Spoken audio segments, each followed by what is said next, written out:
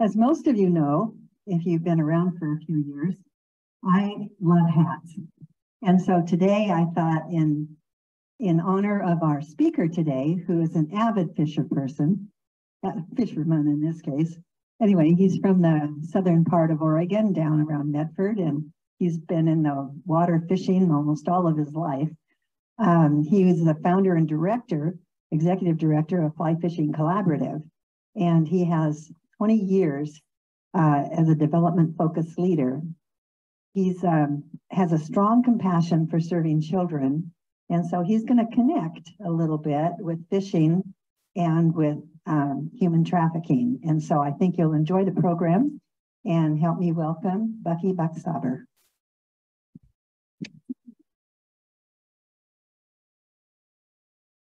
Thank you. It's nice to be greeted or introduced by a fellow hat person and fisherwoman. So, and you make me feel right at home wearing your fishing hat, even though there's no sun to block, and there hasn't been a sun to block in ages, way too long.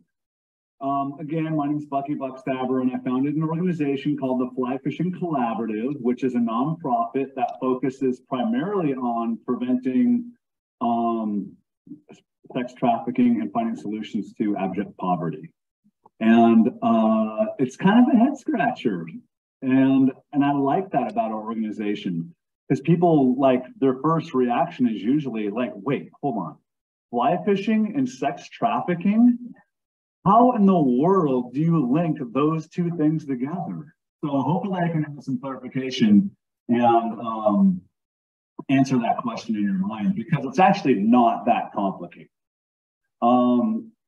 I'll tell you a little bit about how FFC started. It started with just a couple of strong realizations that I had in my own life back in the early 2000s, 2013, when we founded this organization.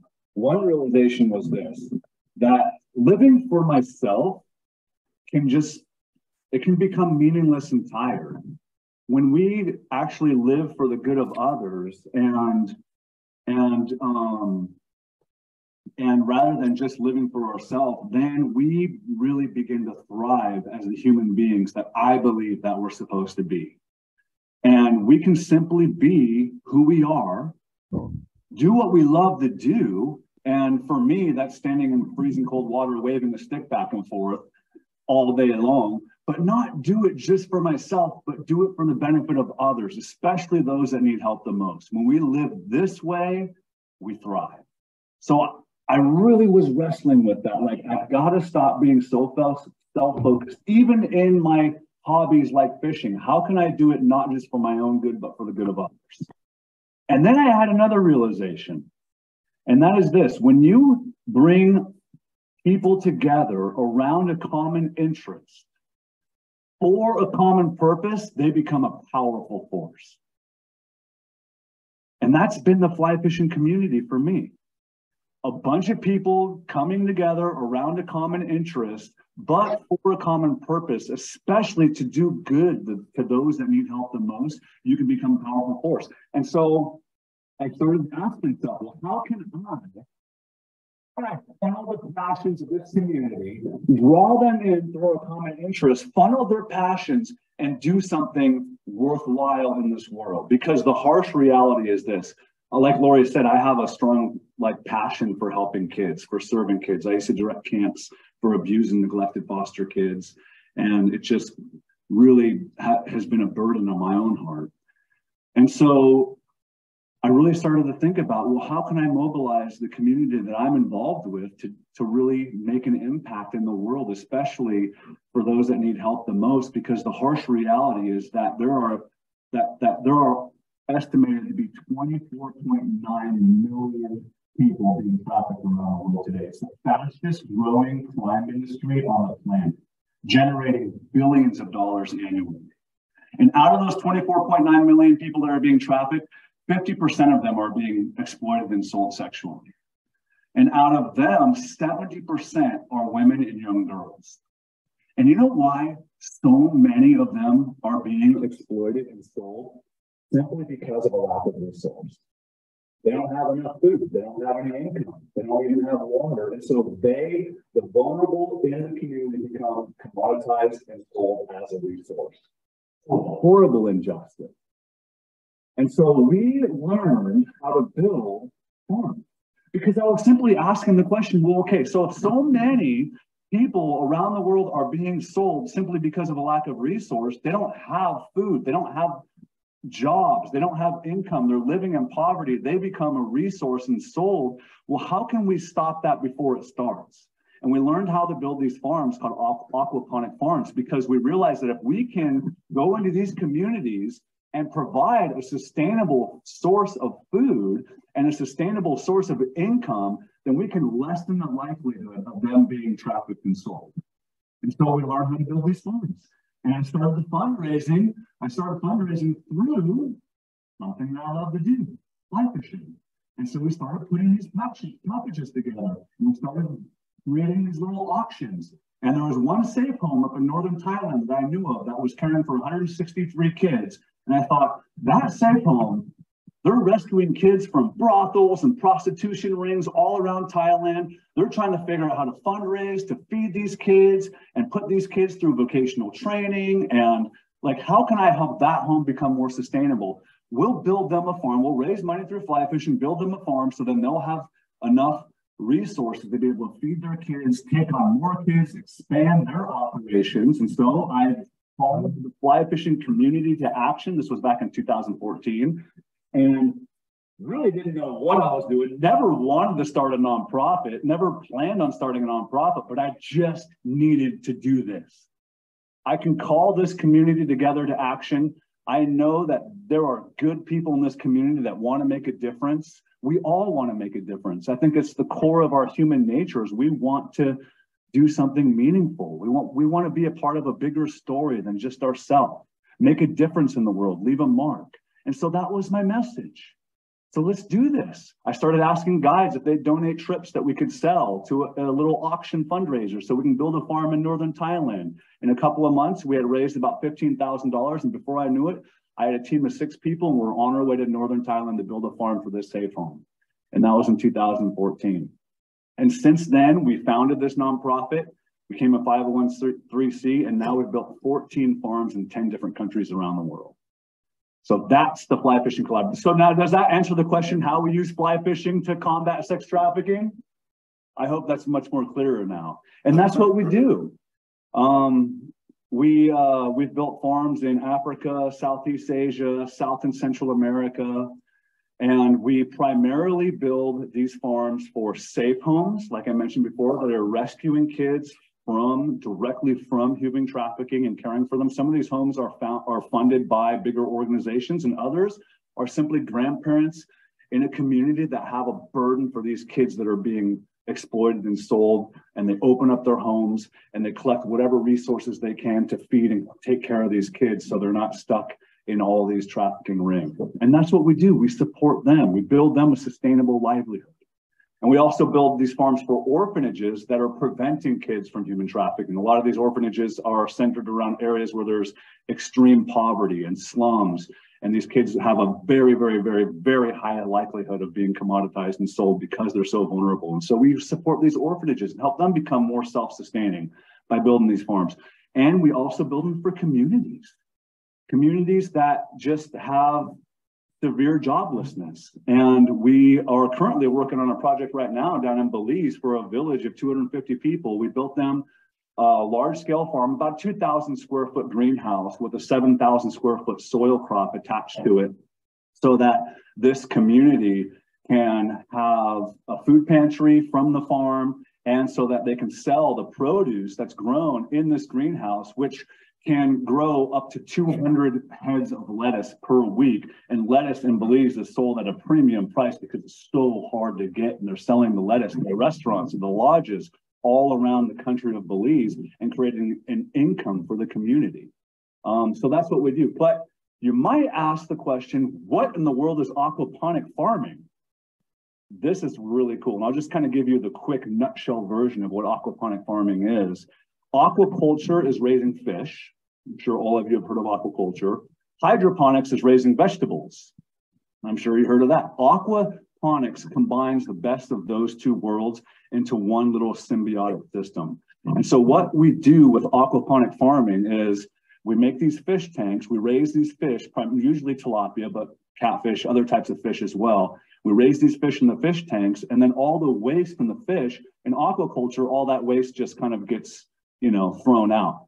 And you've got this excess waste that you don't know what to do with, which is actually kind of poison to the environment. It's ammonia. But then what we do is we capture the waste from this fish and we create these grow beds for vegetables. And we use what's kind of like a biofilter. And so all of the waste from the fish goes into this little biological filtration system.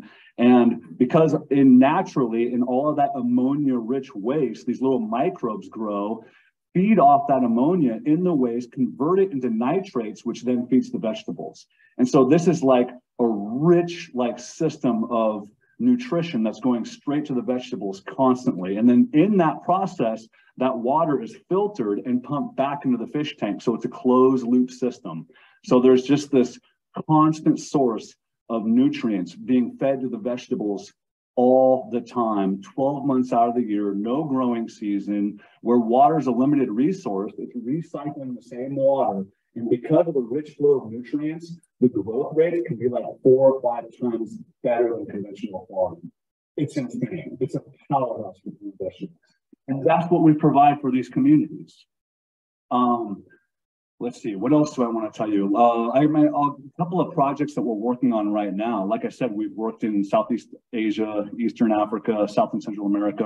Currently right now, we're working with this village in Belize to help them really market this produce and create more and more jobs for the community. We are halfway through a big project in Uganda right now. We're building this is a big aquaculture farm, 17,000 gallon aquaculture system for a school that's caring for 350 kids that they're educating and feeding from the slums in Eastern Africa. And we're about to start a project in the Dominican Republic. So that's FFC, the Fly Fishing Collaborative in a nutshell. That's how we create sustainable solutions for poverty and human trafficking around the world. Any questions? Yeah.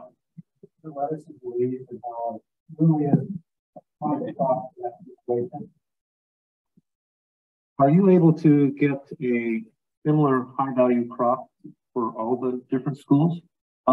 Yes. So for instance, that's a really good question. So a very, very depleted resource in Africa is fish.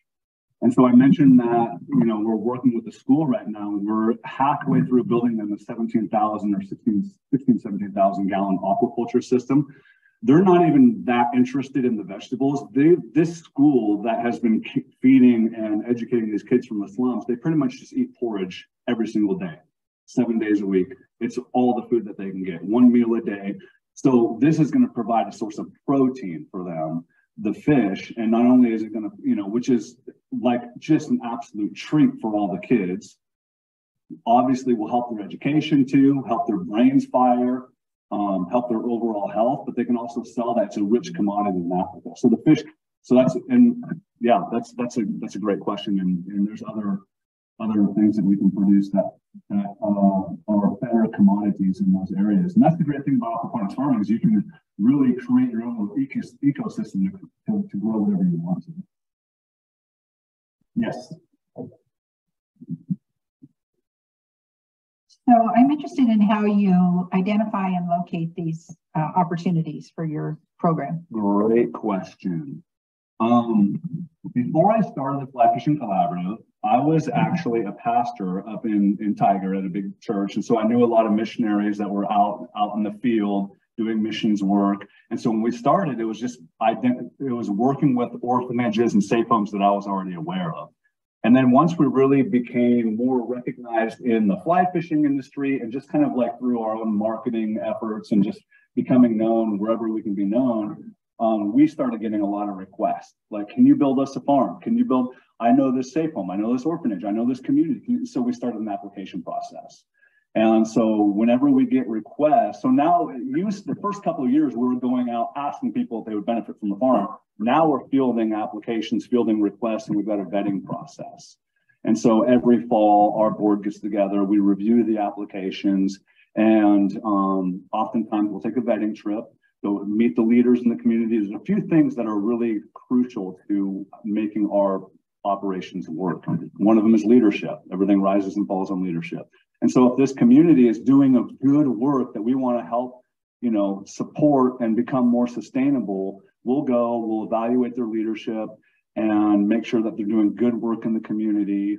And then obviously there needs to be a water source, because you have to have water to operate these systems. And so we check out their water and check out, like, kind of if they're on the grid. If they're not, solar is an option. Solar is much more expensive and complicated to do, but like it's a great option where they're not on the grid, or like in Africa where power is very inconsistent.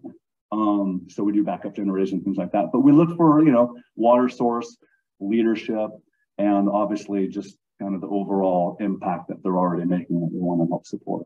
So yeah. Yes.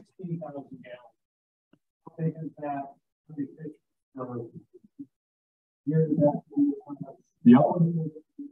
Great question. And yes, in terms of scale, the 16,000 gallon aquaculture tank system, like how big are the tanks? How many fish does it produce? We built 6 tanks. I can't tell you. So I'm not the so I have a farm, like agriculture expert, our farm director, who's on our staff, that can give you all of the science behind everything that I'm doing, that we're doing as an organization. But by rule of thumb, you can grow 1 tilapia for every gallon of water. So you're talking 16,000 tilapia. A tilapia will grow from fry size to plate size, which is about a pound, in 4 to 6 months. So we're producing a lot of fish. So I have actually 2 questions. Where are you physically located? Lori said you were in Southern Oregon. And then the second question is, what do you do to make sure that the system is up and running 5 years from now and 10 years from now? Yep, great question. And so what we'll do is we will bring a team in, build a farm, and our farm director, Allison Wells, who lives in Denver, Colorado, she's been working off on farming and agriculture for, you know, about 10 years commercially. She'll stay there and she'll actually train the team, the farm directors that we kind of like raise up in the community. And she'll spend however long is needed to really train them in the system. We'll make sure that they actually, we always have to have a farm manager in whatever community we're working in. And we actually have them work with us in building the farm, so they know all the insides and outs of the farm, how to replace things that are broken, and then spend, you know, weeks after the farm is built, just training them, getting the system up and running for them. And then we actually provide lifelong support if needed. And so we stay in touch with them. And that's really important to us too, because we want to collect data from them on the success of the farms, so that we have the metrics to go to for all of our supporters and ask questions like that. Well, how do I know what kind of impact these farms are making? And so we stay in close relationship with every farm director in the communities that we work in. We also provide, in not every case, but in most cases, we'll provide a year long, until they really get a grasp on how well that system is running and start to be able to market the product. We'll provide them a year assistance of their overhead. So that's, you know, buying feed for fish and buying new, you know, fry and seeds and things like that.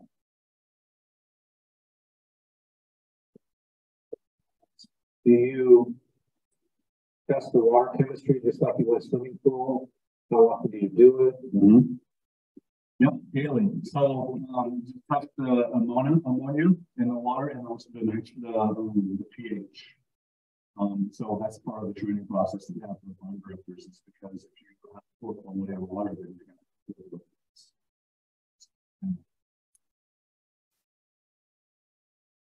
So just to put this in perspective, I know that Jeff asked about 16 gallons or 16,000 gallons, whatever it was.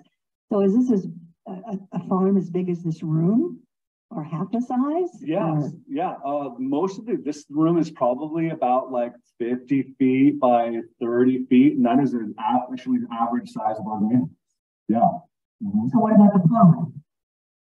Sometimes we'll build other tanks. Yeah, so we use tanks. And so, like for instance, in Africa, we poured 6 concrete tanks. Sometimes we use, we've seen the big 500 liter, or sometimes even like 1,000 liter water tanks on top of these buildings. Those make great fish tanks, and oftentimes we'll use those. Yeah. I wanted to mention that we started this organization back in 2014. A couple of years into it, I was asked a lot, well, what are you doing locally? For human trafficking, what are you doing for kids locally? And I always wrestled with them, because yes, there is so much need around the world, and our farms are really helping to meet some of those needs globally. But human trafficking is a completely different animal, though. And I'm sure you guys are very, anti-trafficking focused, and so I'm sure you're aware of all the trafficking that happens in the greater Portland area and all around the United States domestically. And so we actually started a local initiative as well. And so we've partnered with an amazing organization in Portland called Safety Compass. Safety Compass provides much needed advocacy. They work really closely with the Portland Police Department. And as soon as, historically, survivors in trafficking in the United States were treated as prostitution criminals, not as victims. And so law enforcement really didn't have the tools in the field to, one, identify when somebody was being trafficked, and then provide the needed resources to create a pathway for them to get out of trafficking. And so that's where the safety comes in. And as soon as a survivor is taken into custody, then Safety Compass comes in with the trauma-informed advocate to provide all the resources they need to get away from their pimps, to get job training, get drug and alcohol recovery, all the safe housing, all of them. And they're overwhelmed with cases. And so we started an advocacy sponsorship program through Fly Fishing Collaborative, where we have supporters actually donating like $2,000 a year will provide a year-long advocacy for a survivor in the greater Portland area. They had over like 350 cases last year, like a lot of people being trafficked right in our own backyard. And we also do a little foster care initiative too, because 97%, I think it's upwards of 97%, somewhere in the like 90 percentile of survivors in Portland that are trafficked have some kind of background in the foster care system. Extremely vulnerable to trafficking when you go through the foster care system. And so we've done a little initiative to where we're actually working with foster kids too. We do a kids fishing day every June, meet with a bunch of foster kids all around the greater Portland area, take them on just the best day of their life fishing. We've got a bunch of guys that donate a day.